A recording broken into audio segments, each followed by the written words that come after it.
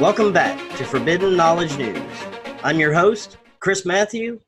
Tonight I want to welcome documentary filmmaker, author, and radio show host, Sonia Barrett. Sonia bridges the gap between science and spirituality, addressing the programming, beliefs, and concepts by which we have lived our lives. Sonia, how you doing tonight? I'm great. I think I'm pretty good. I'm here. Well, thanks for taking the time to do this. I really do appreciate it. One of the biggest things that I see, the biggest agenda for those in control is preventing us from knowing our true potential as humans, knowing where we came from, knowing our real history. We're so much more than just this meat suit, and I know that our consciousness could have potentially unlimited potential. What got you started on your path? What got you started kind of opening your eyes to there's so much more to us as humans? Well, for myself, I definitely came in questioning. I definitely was born curious about just, I think, life in general and some things that I couldn't quite understand, people dying. Yes, which child thinks about that? But for me, it was one of those big things, the fact that, people died. And I just thought it was just the weirdest thing. Who thinks that kind of stuff, right? So that just gives you an idea as to, where my mind was to begin with. But, as a teenager, I got into things like I was curious about the Bermuda Triangle, did some reading some Edgar Cayce stuff, and then I kind of freaked myself out a little bit. So then I kind of backed away, and then later again in my life, a little later on, I was going through some changes in my life, a divorce, and that actually really helped to propel me into questioning what life was. What was this life? What was this idea called life? What was that life that I just lived? What was that about? And that was really where my commitment to this quest, this curiosity really began. And I just started to dig deeper, more than anything within myself, I have to say, is where I really started the process and started to see how everything was connected. Very good. Now, to you, what is human consciousness? Is it something that forms our thoughts, or do our thoughts form our consciousness? Is it our spirit form? What is consciousness to you? Okay, so you ask with, the $1 trillion question. It's like, what is consciousness? And in a way, it's an easy one for me to answer to some degree, and a tough one, simply because my response, I think, requires more of an explanation. And it's kind of tough to throw it out there like that. But I see consciousness as one. Okay, consciousness, when we talk about consciousness, we're talking about levels of awareness. Let's just start there. Levels of awareness. When we talk about expanding our consciousness, we need to understand that we are speaking about expanding our awareness beyond much of the limiting and limited construct and ideas about reality.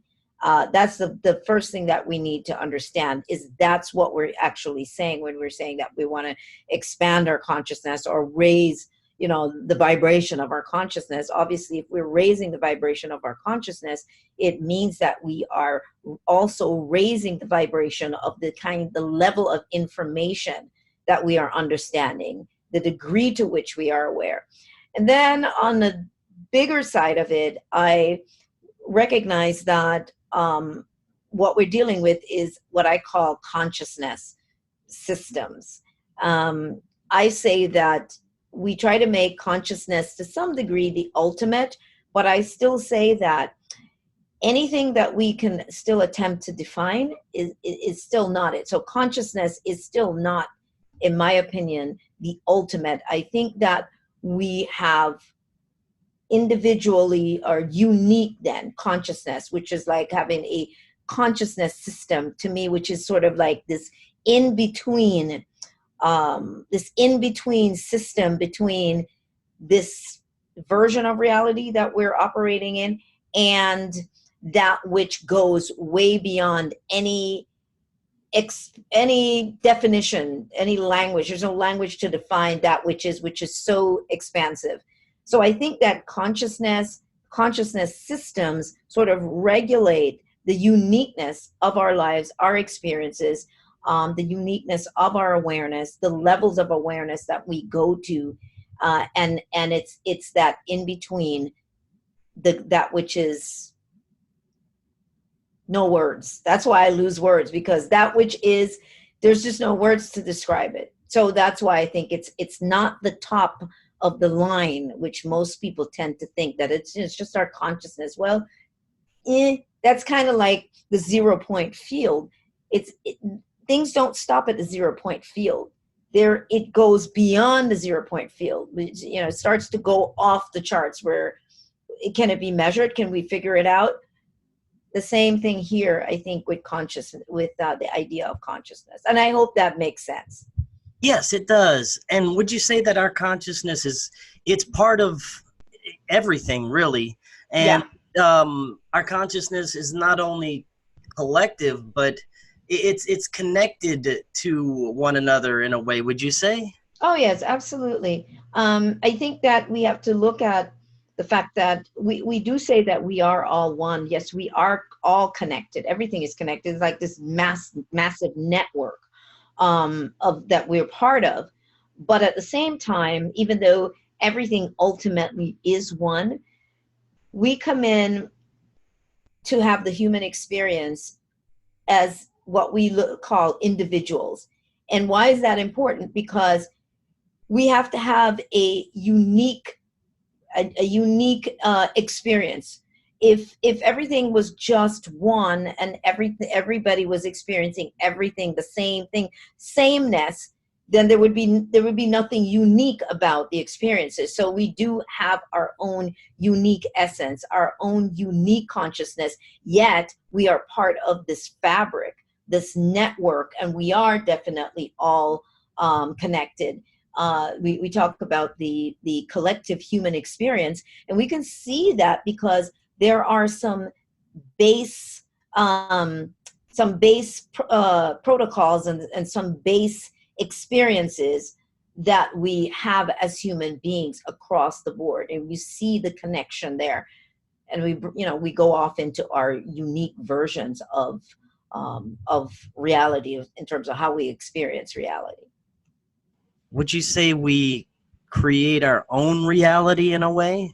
Yeah, we do. We do, because again, we create our own unique version of reality, but at the same time, we are still networked into a common version of reality, a common interpretation, a sort of a common blueprint of reality, a base blueprint then. And then from there, we have our own unique version of reality, our own unique blueprint of reality. It's the way the brain, each of our brain, sees our individual reality, what it's made of, our belief systems, our perception, the limits that we have around our perception. So it's got this blueprint that you operate by, that I operate by, our own unique version of reality. And, the brain looks for familiar patterns.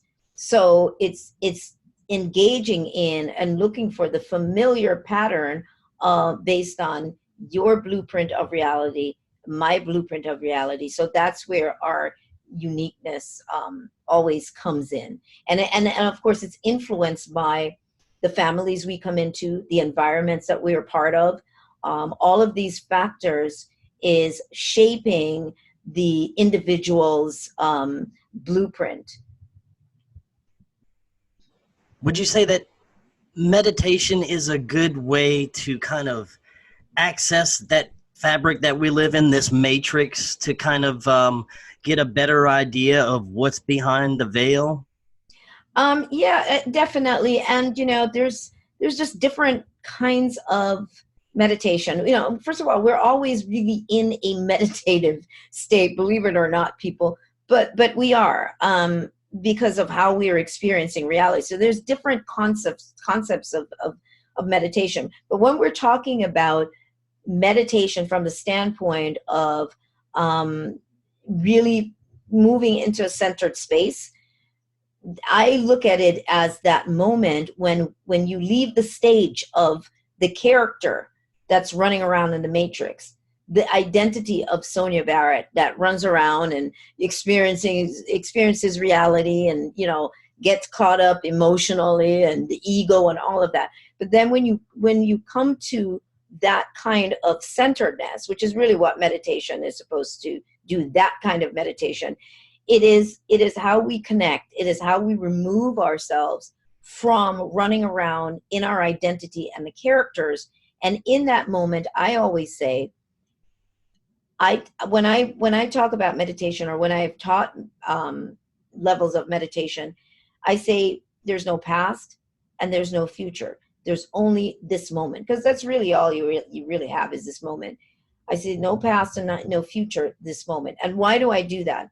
I do it because as human beings, we tend to live in the past and we live in the future. We don't live right here, right now. So we pull from old experiences of the past and we use it to imagine other experiences in the future. So that's why we're always in the past or in the future. And the fact of the matter is, even if you say next week Tuesday or next week Wednesday, when next week Tuesday or Wednesday comes, it's still right now. So that's really all you have, is this moment. You can't get to next Tuesday. Even if you were able to jump time, you're like, oh, it's Tuesday, the 30th. It's still now. It's always still now. So when you're meditating, when you're going to that level, that kind of meditation, you recognize that there's no past, there's no future.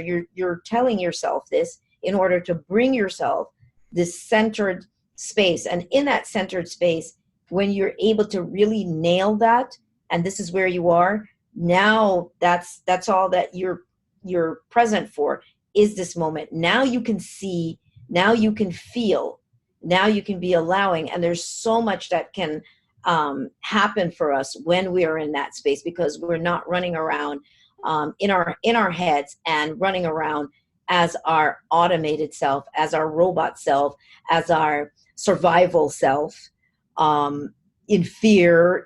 That's really the purpose of being able to get into that kind of level of meditation, is that centeredness.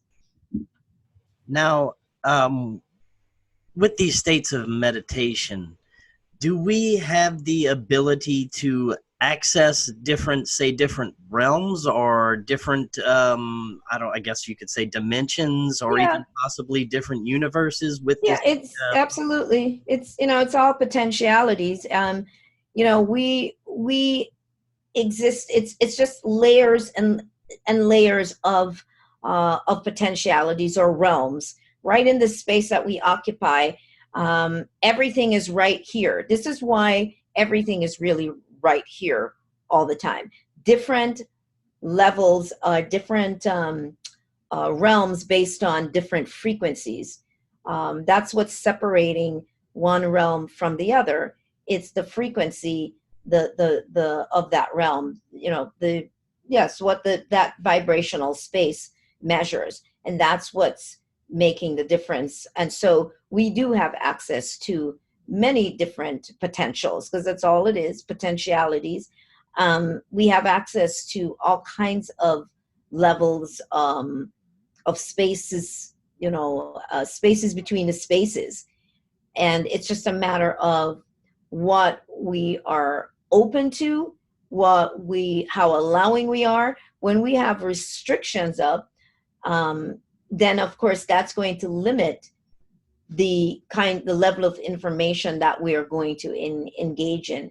When people sort of try to restrict reality to to um, to some specifics. When people say, "Oh, well, it can't be that," then you've just locked yourself in. How can you limit what something so vast can be? How can you do that? But people do that because it makes them comfortable.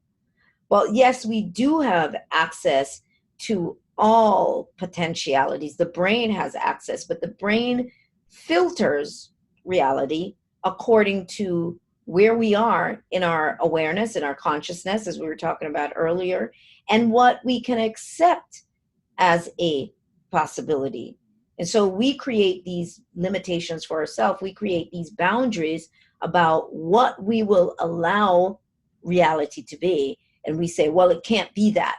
And so now we've locked ourselves in to this tiny box of what reality is. And that's all that you can see. So you get some people who can see all kinds of things. They're having all kinds of experiences. Their obviously minds are a bit more open, and so they experience more. And for some people, they're completely closed off. And that being said, we should have the ability to actually communicate with other intelligences out in the other realms or other consciousnesses, Right. in that multiverse that It's a vast highway. It's just a vast highway of just different levels. Once again, realms on top of realms. Potentialities, potential spaces that exist. And so we do have access to any and everything. But again, we're only intercepting those spaces according to our storyline and according to where we are in our understanding and in our allowingness. What are we giving ourselves permission for? So there's that word permission. We have to give ourselves permission to see more. And our brain and our cells, every aspect of us is actually listening and taking its instructions from the thoughts, from the thinking, And so when your brain realizes that you're wanting latitude, meaning that you're expanding your perception, then its message now that it's received is, oh, this is permission to see more, to allow more engagement of other fields of potentialities, to engage with other fields. But that's one reason why even in hypnosis, you can have your back turned to whatever, writing on the wall or something is flashing across the screen, but somehow your brain has picked up information. It's picking it up 360 degrees. It sees 360 degrees, even though your eyes, you think that it's only what you see with your eyes, but no, your brain is actually engaged with not just this field, but beyond this field. But again, it filters according to the blueprint that we've each created for ourselves and the boundaries that we've created in terms of what we will allow reality to be and to look like. Now, I know it probably depends on, I guess, your state of mind and your state of well-being at the time, but is there any danger in accessing some of these realms other than the one we are existing in? Well, I think you just said it. I mean, you definitely answered that question by saying that it depends on where we are. Yeah, in our own awareness, in our own fears, that's going to decide. This is an interactive system. I always say it's like an interactive virtual reality game, and it's responding to us according to what we're putting out, what's coming from us.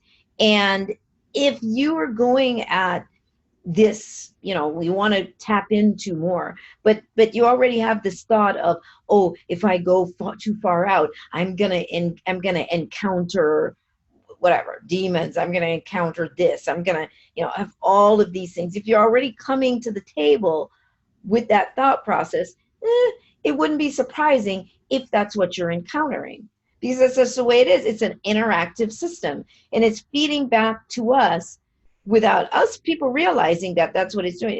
It's playing off of us. It's feeding off of what frequencies it's picking up from us, for frequencies of our minds, of our imagination, of our fears, of all of that. So when I first started out then, and I knew nothing about meditation, had no background in metaphysics, no knowledge of any of this kind of thinking whatsoever, because I grew up in a church. I mean, although my family had left the church for a while, but that was what I had, was a church background. So I didn't have any of this. But what I did know is that I was so curious, and I was so committed to wanting to pierce this veil, to penetrate beyond what my eyes were telling me. And I knew that there was a way. I didn't know exactly how, but I knew that there was a way. So when I came to the table, not thinking that, oh my gosh, if I go too far out there, this could happen. I came to the table feeling so secure that nothing, I would encounter only those things that were in alignment with my desire, my wishes, which was to really know. I didn't want to stop and hang out and have those experiences, whatever, chasing me or any of that. It was, I wanted to cut through all of that and just go right to a deeper level of understanding. And that was how I came to the table with it. I didn't come with that fear. And I think a lot of people do. And I think it is kind of standard for some people. They feel like it's standard, like, yeah, that you should expect to have this happen, and psychic attacks and so on. I'm not saying they don't happen to people, but I'm just saying we have to understand that there is a storyline in us that we establish for the things, a lot of what we experience. Nobody's really controlling you per se, but because of this feedback loop, and this interactive nature of this whole construct, we end up creating or bringing into our fields experiences, but it just feels like it's somebody else. And even if somebody else did, somehow you at a much deeper level set it up. Somehow we put these things in motion, and that's hard for some people to accept, because this is not blame. I always say, this is not about blame. This is about just realizing the science of this process of all that we're dealing with. You start going into the blame game, and now you just lose yourself more in this ocean of survival, victimization. Now you're hanging out there for a while. But if you go, oh, I get it, this is just the way this is designed. Okay, well, what am I thinking? What do I really believe? And that's why being truthful with yourself is so significant. It's so important. If you have to own the truth about how you feel and what you believe deep down, not to judge it, but so that in a way it won't get used against you because of what you don't see. It's the stuff that's so deep down that is actually, as they say, this is subconscious mind, but that stuff that is so deep down, that is the foundation upon which most of our stories and our life is built. So that's why you need to be honest. You need to give permission to see. I want to see what I'm made of. That's what I used to say. I want to see what I'm made of. I want to see what foundation I'm standing on. Once I see, now I have an opportunity to tweak things, to change it. But if I'm in denial, and I'm pretending that I'm over here, I'm just this really major spiritual person, and I'm doing that's just it's gonna get you only so far. But you see where you are, then you can expand. Yeah, that's an awesome way to look at it. Definitely. Now, Are we reincarnated after death? Yeah, I mean, I guess I haven't even really talked about that per se anymore. But I do think that I think that the essence has the opportunity to play the game again. Now, I guess the question is, do people really leave the around this space just because they lose the body? I think most of the time, I think that people are still, or beings are still operating in a familiar space, still here, but I think a different realm of this reality, because there's so much that's unresolved, there's so much that is not understood, and that would be the reason why people would keep coming back in, because the understanding, so much was not understood, and people get a chance to come back in with bringing in some of the acquired understanding, perhaps from before, and being able to have a different storyline, and being able to probably aspire to break through even more. And who knows how many times, somebody may do that. And that's why I throw this in, because there's so many interesting things with the Bible. Because the Bible is like this big, I don't even know what to call it. I call it the first big comic book. I mean, but it's got Jesus is like, superhero, Superman in there or something.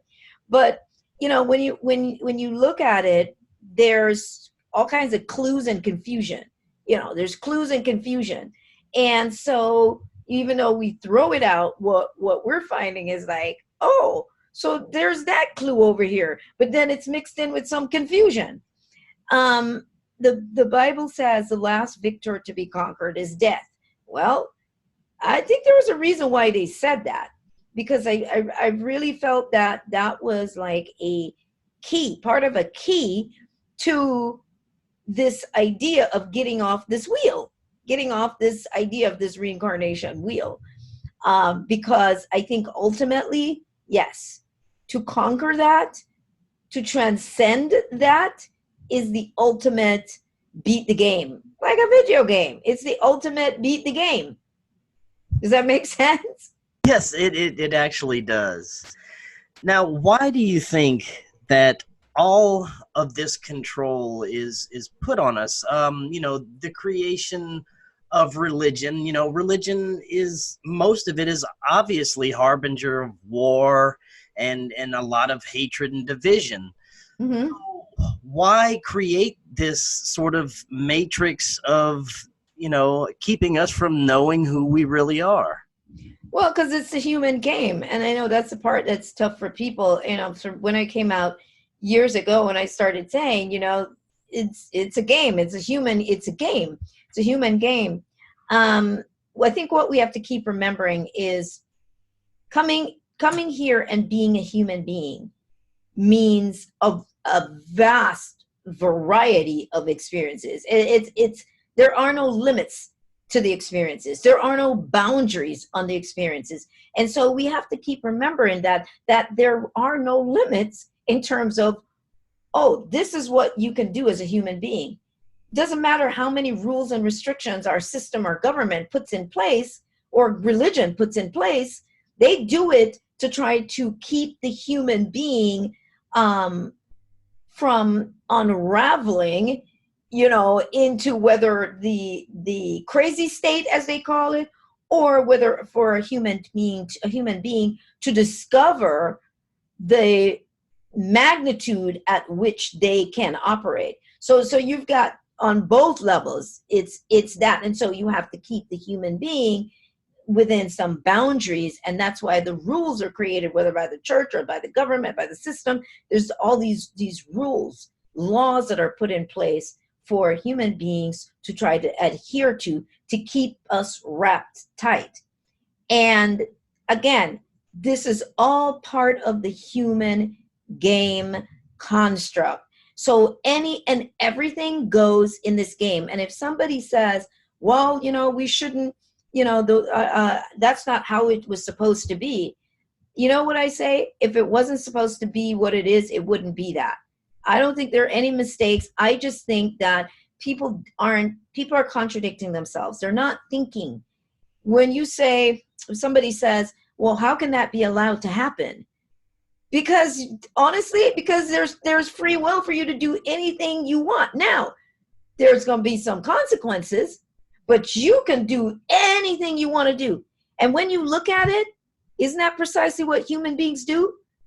The most heinous thing you can think of, it's done. Anything at all is allowed, because when people say, do we have free will? Yeah, nobody's stopping you from doing anything you want to do. No matter how crazy it is, you are allowed to do it. Now, what follows up later on after you have taken those actions, that's something completely different.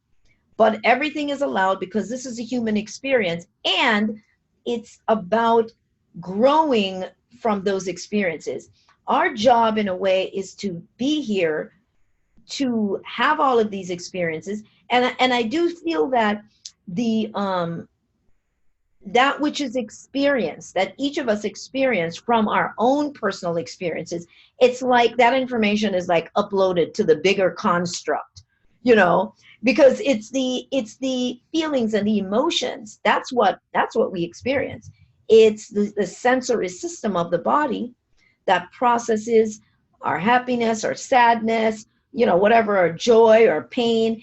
Everything is processed here, electrochemical impulses. It's all processed through the sensory system. Well, that's information. That's data. If we think about it, it's like a computer. That's data. Oh, so this is what that feels like to have this particular experience. And that experience, that gets uploaded to the bigger, whatever you want to call it, the bigger system of all of this data and information as to what it is for a human being to experience any possibility whatsoever. But then you have once again, you have the opportunity to begin to evolve beyond certain actions and behavior. If we didn't have this polarity, which, it swings all the way here and it swings this way, if we didn't have that, then what we would have is everything being the same. Everything, people say, we want peace. Everything to be just peaceful, everything to be this one set thing. There would be nothing to propel you. There'd be nothing to push you further. If you and I didn't have a conflict every now and then, how would you grow? How would I grow? If we're just in a same state, you're just like me, everybody's just the same, well, that would make no sense. So we had to have this diversity, this polarized experience, and so we can grow from that polarization. And then we gradually, as we evolve in our understanding, in our consciousness, in our awareness, then we start to shift into different thinking, different behaviors. Now we don't need anybody to police us. We don't need anybody to make sure that we stick to the rules, because now we're operating at a higher frequency of thought and behavior. And those behaviors that would have been considered low frequency become irrelevant to us. They have no attraction to us. One reason is because we have stepped away from living so focused in survival. Much of the behaviors that we talk about that are lower frequency behaviors are based on survival. That's what human beings, this is what drives us. And survival is not just food, clothes, and shelter. Survival is us worrying about what other people think about us. Are we measuring up? Are we good enough? Whatever it is that is supposed to be the status quo or the accepted. That's all survival. And that's what human beings do all day long. We're always worried about our survival and having our military in our heads on guard, scanning to see who's going to come at us today. Who's going to say something about us today? That's what we do. And that takes up a lot of our time. It's a very distracting process, and it sets us up for what? To act in a survival manner, which is to either lash out at someone, or you hear people killing other people, crimes of passion or whatever. Survival drives us to a lot of those behaviors that we have. You start to grow, you start to expand, you no longer need your ego to be fed so much, and your ego isn't so tender that you fly off the handle, because somebody said something or somebody did something to you. You start to evolve from that space. So I hope that was a long answer, but I hope that it did give some clarity. Yes, definitely, definitely. Now, I want to shift into the other aspect, which is the physical aspect of, how we are not reaching our true physical potential as far as, with what we're putting in our bodies, with what they're spraying in the air, with what, we're observing through media. Everything is affecting us in different ways and affecting our physical body here. And our physical body does have so much more potential to heal itself, so much more than we would, than we're being told, than they want us to know. So let's talk about that. Let's talk about some of the things that, our human body can do just by having better diet. Well, I think that for one, we have to be the ones to start driving ourselves to what we want to know. And the system, it's like you can't wait for the system, any sort of system, I don't care which one it is, to inform you. That's clear. You can't do that. So a person has to stop being lazy and get off their butts and start asking questions, deep questions as well. And they need to start really connecting in here as well. And this connection is the most major connection. Why? Because we've got a GPS and we've got a intuition, and we are networked way beyond. We're networked in this system where human beings are connected in that network, but we are networked far beyond that construct, which means that we have access to seeing what's coming, things that are going on, where to go, what to do. That's what we need to start thinking, that we have that. Now, we understand that they're doing, that's been going on, that they're doing all kinds of stuff to the air and the food and all of that. So what we have to do to combat this is, yes, the immune system needs to be stronger. But if I were to go beyond that, I would start to say we have to take ourselves to this greater level where the vibration of our understanding, of our awareness, all of that starts to override a lot of these things. Then you start tuning in. Now you're hearing what you need to eat, what you need to do, and the body starts to tell you, and that part of you that is beyond the body starts to also instruct you. So you're not running around going, okay, well, maybe I should take this, maybe I should do this, but you're actually starting to tune in to what your body needs specifically, because it's not necessarily a one size fits all. Every diet doesn't work for everybody, and that's something that we need to be okay with. The diet that works for this other person might not be for you. So I think we need to stop being so trendy and start to tune into our own personal connection and intuition, and start to give your body permission to let you know what's working for it, and paying attention, because most of the time we're not paying attention. We're so so busy wanting to be part of the common experience or the collective experience, or if being vegan is the thing or being vegetarian is the thing, we're so ready to be clicky that we don't get to hear, what do I need, what's working for me. And that becomes a big thing. Part of why, now if I get real 3D with it and I say, part of why that's significant is for some people, fruits, their body might be not be in an alkaline state. I mean, it might be in a very acid state, and doing a lot of fruits right then might not be the thing because your body is so acid. Excuse me. And you might need to not to back away from the fruits, especially particular acid fruits, for a little while, and be on a diet that is going to allow your body to work through and become a bit more alkaline. Then you can go back to incorporating some, the certain fruits and certain things in your diet. So this is why I'm saying it's so important that your body, you listen to exactly what your body is telling you. And by doing that, you're going to help your body to be stronger, your immune support to be stronger. When your immune support is stronger, it's going to be able to handle more of whatever is in the air. Because everything, if your immune system is shot, the whole thing just like collapses.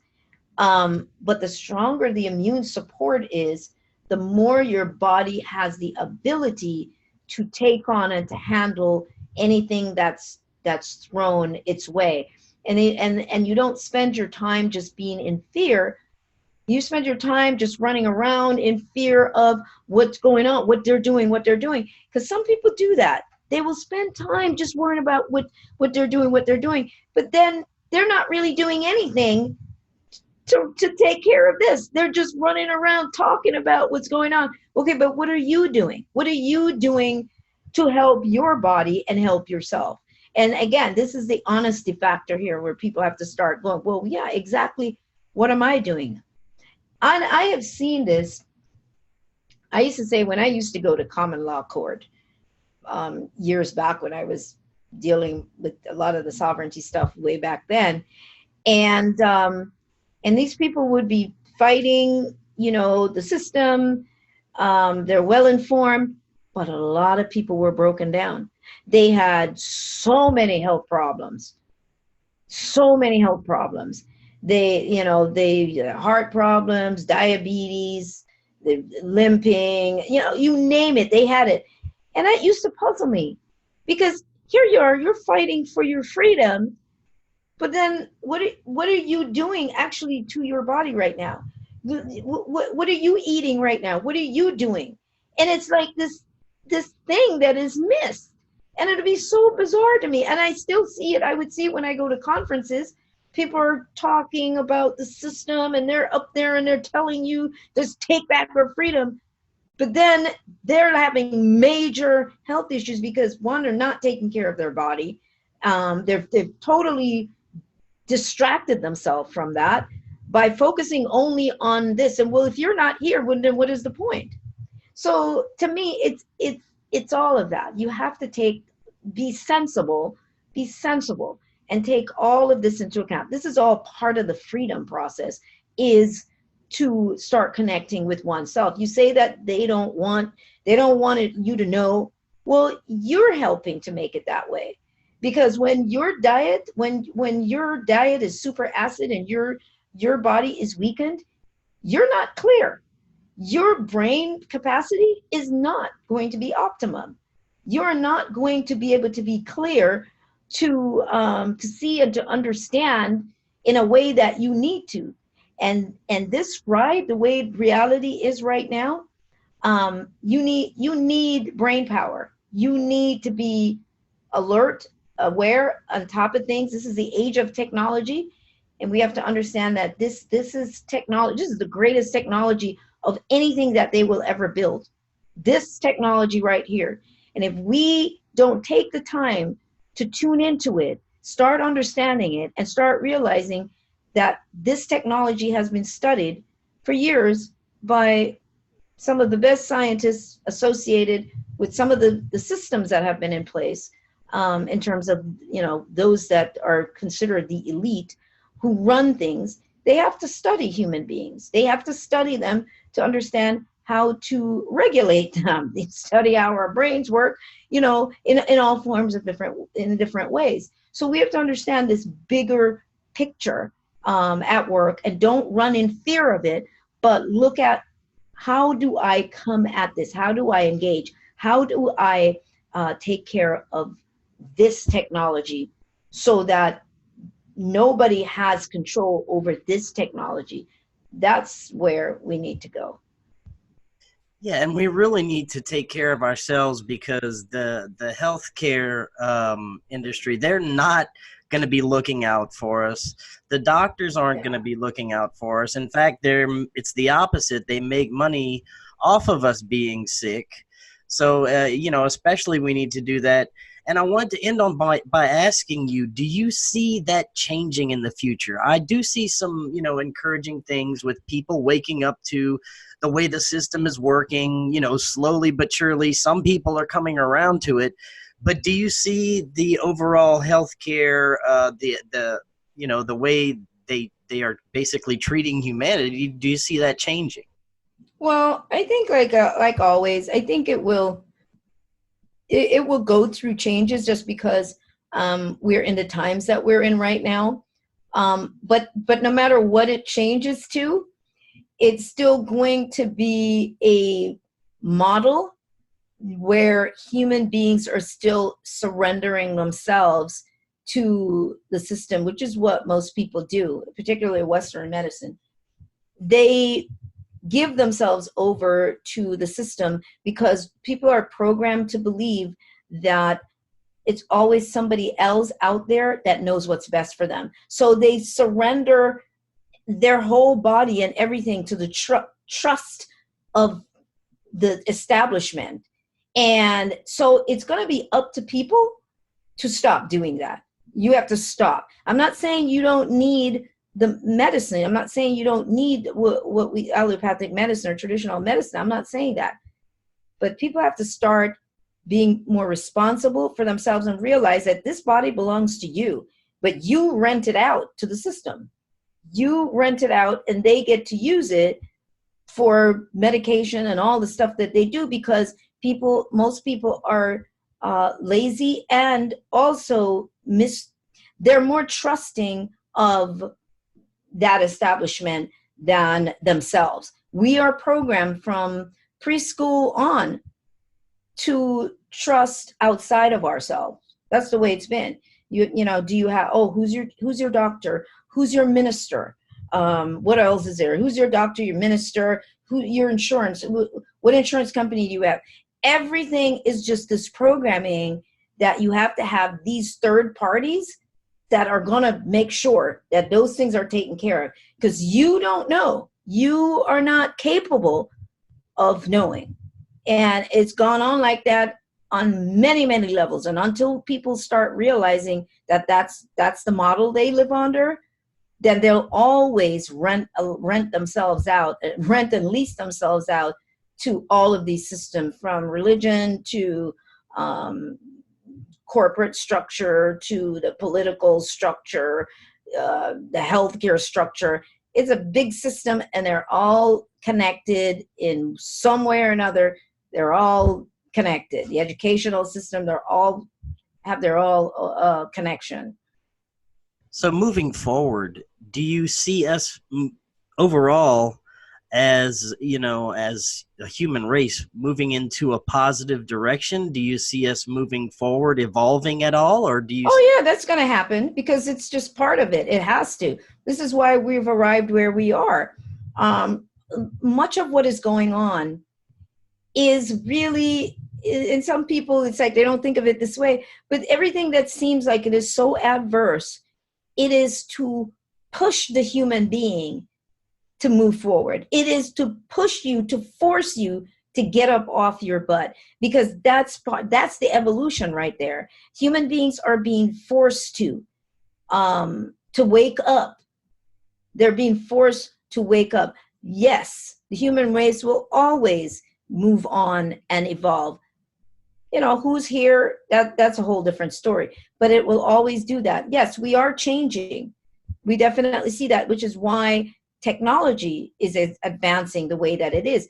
Technology, the advancements of technology is symbolic of the advancement of human beings as well. But we just have to wake up to realize that this is an opportunity for us to advance ourselves to I'm talking where we start going into things like telepathy and telekinesis and all of these other possibilities that are there for a human being. So this is not about doom and gloom by any means. This is about you getting up off your butt and taking that opportunity to push yourself forward.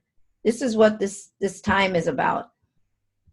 So you just said, we could possibly in the future see abilities like telekinesis. Oh, we're gonna. It's not might. It's happening now. I mean, and even, you look at people who they call synesthetes or people who are able to do certain things. Their brains are a little bit different and things that are unique. We're gonna see all of that. This is why we see so much of the superhero movies now, where we're seeing special, unique abilities, superhuman abilities. The only reason why all of that is coming to be so prominent now is because it is in the human field. That is automatically part of what will happen with human beings. It will happen. It is an ultimate part of the evolution. We can only keep becoming more. This is what's happening. We start out here. We've tested everything. This is what I mean. This is where you come here and you do this. So we've done certain things up until this point, and all you can do is keep doing things that keep going upward. This is what's going to happen. We're going to keep doing that, and ultimately, yes, those are normal. Those are all normal abilities. And when you watch the movie Lucy, things like that, the only reason why they're writing those things is because it's in the field. It's in the field at this time, and as a possibility, and it will ultimately, there will be a possibility. They will happen. Very good. And before you go, just give everyone that maybe if they're just waking up and they're watching this video and they're waking up to everything that's going on around them, they're getting to know who they really are. Do you have any advice for them to kind of help them along? Well, let's see. I'm going to say for me, I was very driven. So curiosity and commitment, those two things I think are really important. How curious are you and how committed are you to wanting to know? And ask questions of yourself. Ask questions. Don't be afraid to do that. And to be honest with yourself about your own happiness, your own truth, where you think you are. Don't judge yourself. Don't beat yourself up about any of it. Just see what your life has been, what it was before, what it is now, and know that every moment is new, and give yourself permission to expand. Just say, you know what? I give myself permission to know more, to expand. I am ready. And if you have to say that 10 times a day, then you say that 10 times a day, and just keep anchoring that. Just keep knowing that. And that will begin to open up opportunities, for you to expand. Very well said. And Sonia, I want to thank you so much for coming on tonight. There's so much more we could have talked about, so I'm going to have you back on. Oh, thank you so much. It was a pleasure. Appreciate it. All right. Well, you have a great night. You too.